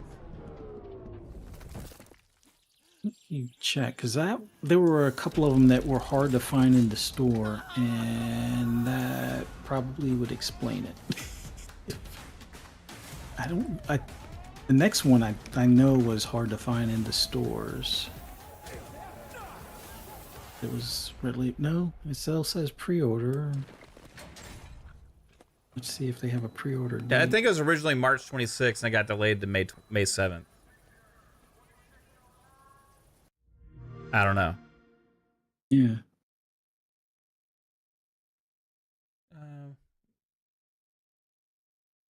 Yeah, sometimes it's hard to find the dates. Yeah, they don't even. Yeah, on Wiki it says May. What? Hold on. The game is scheduled to be released. Okay, they changed it to September 3rd. Oh wow. Yeah. September 3rd now. Yeah, they changed it. It says initially slated for release on March 26th to the developers announced a delay to the 7th of May in order to fix more bugs and further optimize the game for all platforms. It was then further delayed to September 3rd as the team encountered new technical challenges. So September 3rd, we'll see this game on Tidbits again that week. Apologize. Yeah. Yeah. Unfortunately, I blame the Series S. No, I'm just kidding. They had trouble getting the split screen co-op going on this one. Oh, is the same one? Yeah. All right. Let me.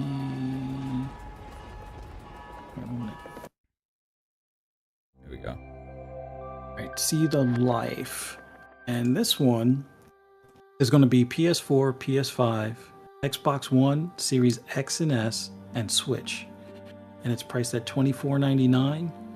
It's currently available on PC, and you might be able to find it on CD Keys for a bit less, but it's supposed to come out this Tuesday. So pretty much all platforms except for mobile. And like I said, it was already on PC.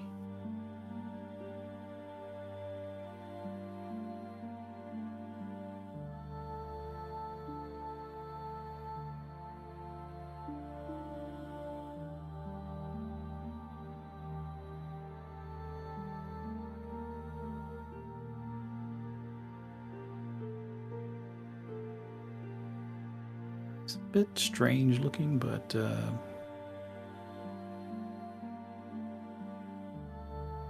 this game has been in development for quite some time. Like 6 years plus, or 8 years plus, I think. Oh.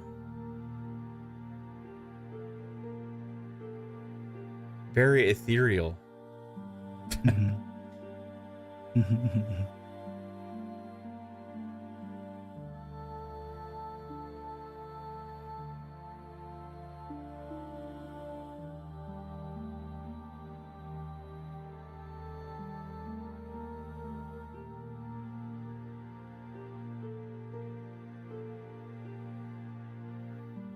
Essentially a puzzle platform. Yeah. I wouldn't be able to play this. I hope they have success. Yeah. All right. Yeah, it came out on Steam like 3 years ago. All right, V Rising. Now this one is interesting, but it's only on PC at the moment. Coming out Wednesday, May 8th, $34.99.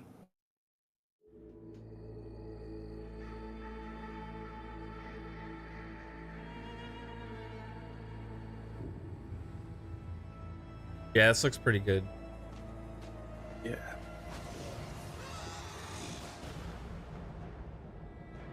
This has already been on PC for a while, right? I think it was in like early access. It's getting its 1.0 release Right. this Wednesday. Your clan calls for you. Rise from your crypt. Conquer the night. Looks so good. Yeah.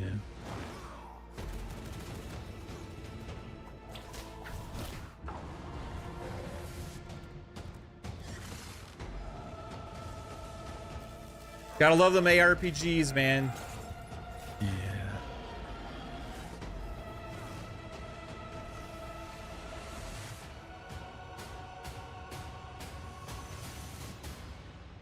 Diablo stirred the pot, and now everybody's between them and what's the other one that's got a part 2 coming soon? Oh yeah, the starts with a P. Can't even think of it right now. I can't think of it.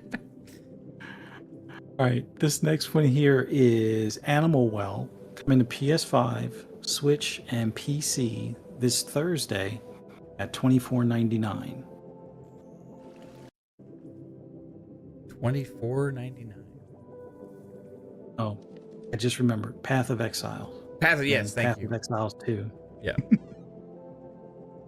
Found a yo-yo. But I like the graphics on this. It's pretty cool. The art style. Yeah. Mhm.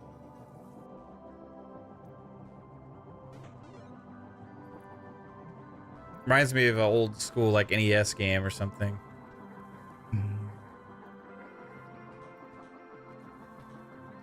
No mention of when it might come or if it will come to Xbox, but I would have to believe this is probably one that will in like 6 months or so Yeah. or less.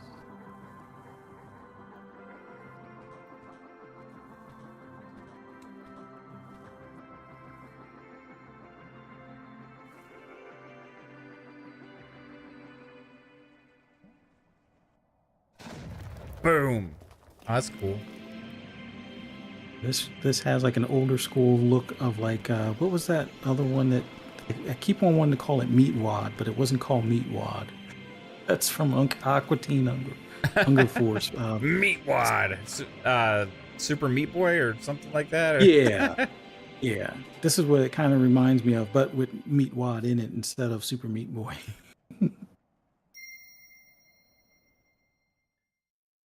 Yeah, it looks like, I guess, yeah, this PS5, PC, and Switch. Now, this one here is Pro Country, coming to PS5, Series X and S, as well as PC this Thursday for $29.99. Yeah, I like retro graphics, but it seems like it's... Rainy. It's just like... It's too many of them now that are doing retro graphics or something. It's like, I don't know. It's cool, whatever. Yeah. It's cool for nostalgia and stuff, and like seeing these games like look still good. You know, they got these old school style. But like when I was playing games like this 20 years ago, I didn't dream that I'd be playing like the games like this in 20 years. You know, like, yeah, the future is gonna be amazing. We're gonna play the old new stuff that looks like this to feel good about how games used to be. Yeah. All right. This one is Little Kitty, Big City, coming to Xbox One, Series X and S, as well as Switch and PC.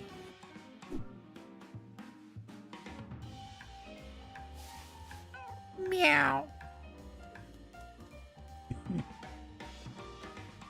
This looks like Stray for the Switch. Pretty much.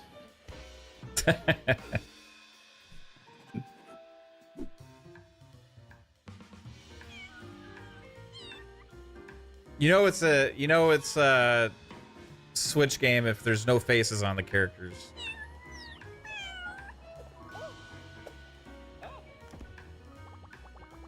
Wait, you get to trip the humans? This is like the Goose Game, but with cats. Fun.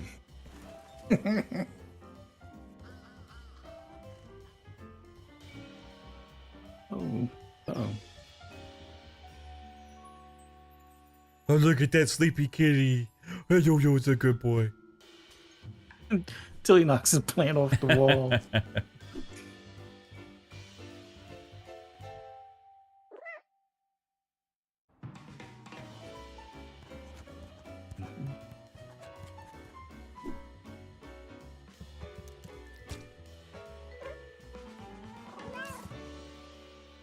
Little kitty, big city.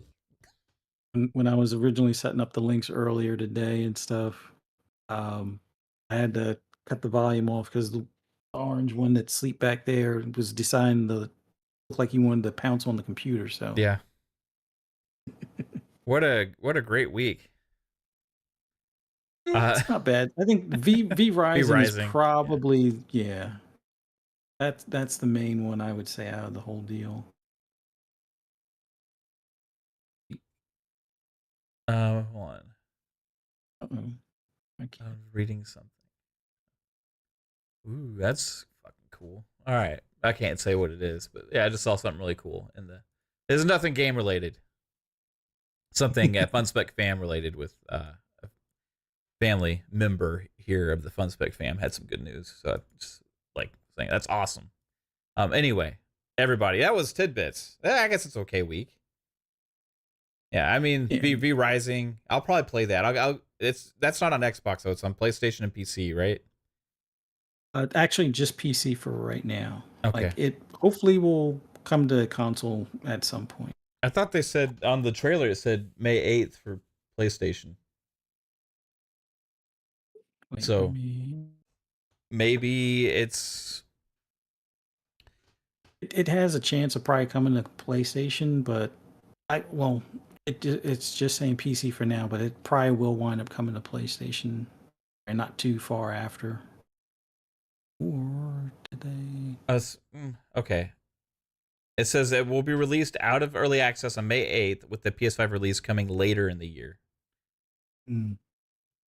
Okay. So that'll be the game for their secret showcase next week. Yeah, that trailer was a little misleading on that then. But anyway, Yeah. cool. I'll wait. I'll probably play. That's not one I want to play on PC. Just being honest. I want to sit down, chill, and play that on a console.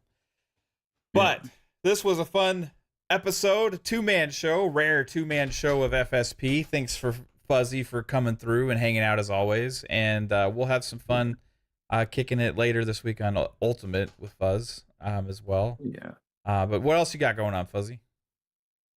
Well, tomorrow, me and 3-Bit are going to do a makeup show for this past Sunday for Pixelated Echoes. So check that out.